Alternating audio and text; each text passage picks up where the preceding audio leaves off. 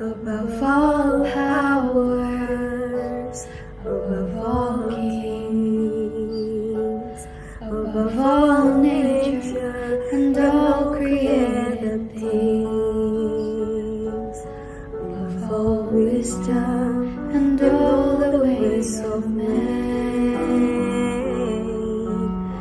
You were here before the world began. Above all kingdoms, above all thrones, above all wonders the world has ever known, above all wealth and the treasures of the earth,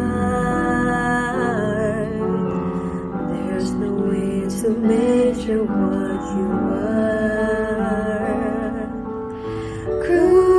Crucified, left behind a stone, you lived to die, rejected and alone, like a rose, trampled on the ground. You took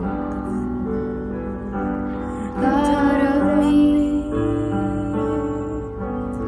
crucified, laid behind a stone, you lived to die, rejected and alone, like a rose, trampled on the ground. You took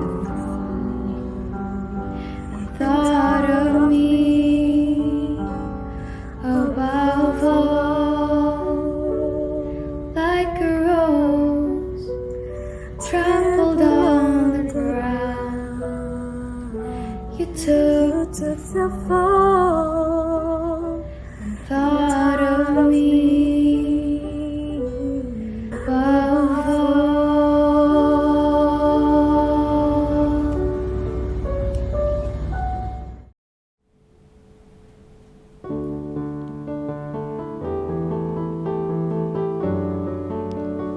Sungguh indah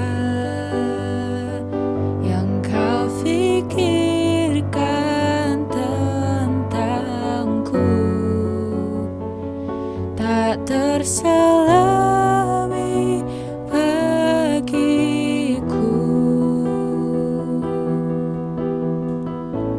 Sungguh indah.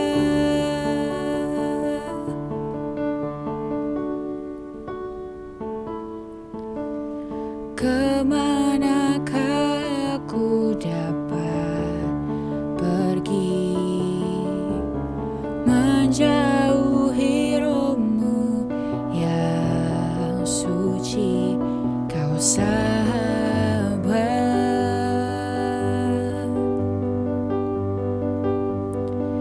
dan kau dekat.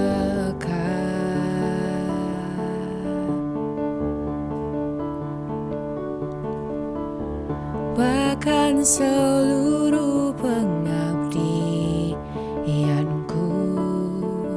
tak bisa membalas kesetiaanmu, sungguh mulia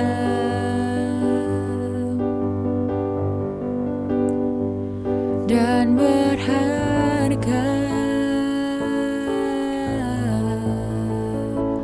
Sungguh besar pengorbananmu bagiku,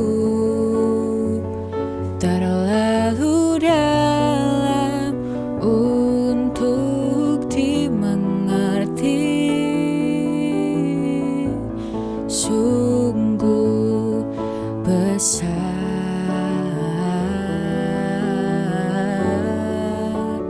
sungguh indah yang kau pikirkan tentangku, tak terselami bagiku. Sungguh indah.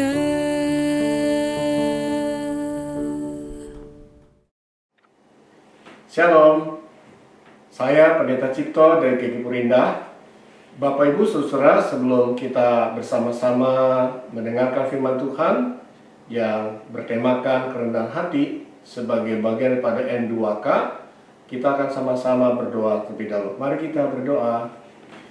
Bapa di surga, kami bersyukur dalam rangka ulang tahun Sinode GKI, kami boleh bisa mau mengingat tentang N2K kami, yaitu mengenai kerendahan hati. Biarlah ini menjadi suatu media edukasi buat kami, baik kami sebagai siswa maupun sebagai pendidik, sebagai masyarakat Kristen GKI, sehingga lewat firman Tuhan kami terus diperkaya, diteguhkan pentingnya kerendahan hati. Di dalam nama Tuhan Yesus kami berdoa dan bersyukur. Amin. Bapak Ibu Saudara, kita akan bersama-sama membuka Alkitab dari Injil Tuhan Yesus Kristus menurut Lukas pasal 14 ayat 11. Lukas pasal 14 ayat 11. Sebab barang siapa meninggikan diri ia akan direndahkan, dan barang siapa merendahkan diri akan ditinggikan. Saudara-saudara yang kasih Tuhan, kalau kita diberikan suatu kedudukan atau jabatan, mana yang mau kita pilih dan ambil? Yang terhormat atau yang tidak terhormat, yang tinggi atau yang rendah? Saya percaya kita semua akan memilih yang terhormat, yang tinggi, jabatan, kedudukan yang lebih baik. Mengapa? Karena kalau kita mendapatkan posisi atau jabatan atau kedudukan yang terhormat atau yang tinggi, maka kita di samping mendapatkan segala fasilitas, tetapi juga kita akan dihargai, dihormati, kita akan bisa menjalankan peran kita, tugas kita dengan baik dan maksimal. Kita jadi percaya diri. Orang tidak akan memandang sebelah mata, orang akan mendengarkan, mengikuti apa yang kita sampaikan. Beda halnya kalau kita memilih kedudukan atau jabatan yang tidak terhormat atau rendah. Maka sekalipun kita punya banyak kelebihan dan kepandaian, karena kedudukan kita tidak terhormat, orang seringkali kurang respect kepada kita. Orang kurang mengakui, orang memandang sebelah mata, karena orang lebih melihat jabatan kita apa, kedudukan kita apa. Demikian pula dengan perumpamaan yang Tuhan Yesus angkat di dalam Injil Lukas pasal 14 ayat 11. Maka di sana ditampilkan pada kita tentang perumpamaan pesta perkawinan. Orang-orang yang datang ke pesta perkawinan, banyak orang mencari tempat duduk yang terhormat. Tidak salah, setiap orang punya hak, punya pilihan. Tapi jangan salahkan kalau si tuan rumah ternyata menyediakan tempat duduk itu bukan untuk kita, tapi untuk orang yang sudah disiapkan mendapatkan tempat duduk yang terhormat. Kita akan diminta pindah. Beda halnya kalau kita datang menempati tempat duduk yang rendah, maka tuan rumah akan meminta kita dan akan memindahkan kita ke tempat duduk yang terhormat. Apa arti dari perumpamaan ini? Perumpamaan ini mengatakan pada kita bahwa pentingnya buat kita untuk tidak mencari tempat duduk yang terhormat, tapi bagaimana kita menempatkan diri kita di dalam firman Tuhan, itu yang paling benar dan tepat. Kalau kita tinggal dalam firman Tuhan, kalau kita boleh bisa terus di dalam kebenaran firman-Nya, maka firman Tuhan akan mengendalikan kita, menolong kita, memampukan kita menjadi pribadi yang rendah hati. Rendah hati artinya apa? Artinya ketika kita punya banyak kepandaian, kelebihan yang bisa kita banggakan dan andalkan, kita tidak menjadi tinggi hati. Kita melihatnya sebagai sebuah anugerah, sebuah kehormatan, sebuah kepercayaan Tuhan berikan buat kita. Kita tidak menjadi lebih hebat, lebih pandai dari yang lain, tetapi kita tetap jalankan fungsi kita dengan baik dan benar, dengan segala kelebihan kita, sehingga kita bisa berkati banyak orang. Kalau firman Tuhan menjadi pengendali kehidupan kita, maka kita tidak akan persoalkan apakah kita mendapatkan tempat terhormat atau tidak terhormat, tempat yang tinggi atau yang rendah. Yang penting adalah kita bisa menjadi berkat buat orang-orang sekitar kita. Dari perumpamaan kita mendapatkan pelajaran dua hal penting tentang kerendahan hati. Yang pertama, kalau kita diberkati Tuhan dengan kepandaian, dengan kelebihan, dengan kehebatan apapun, Sadarlah bahwa ada yang lebih pandai, lebih hebat dari kita. Oleh karena itu, tidak ada yang bisa kita banggakan. Jadikan apa yang Tuhan anugerahkan buat kita menjadi seluruh berkat. Sehingga dengan segala kepandaian kita, kehebatan kita, orang mengalami perjumpaan dengan Tuhan karena keteladanan kerendahan hati kita.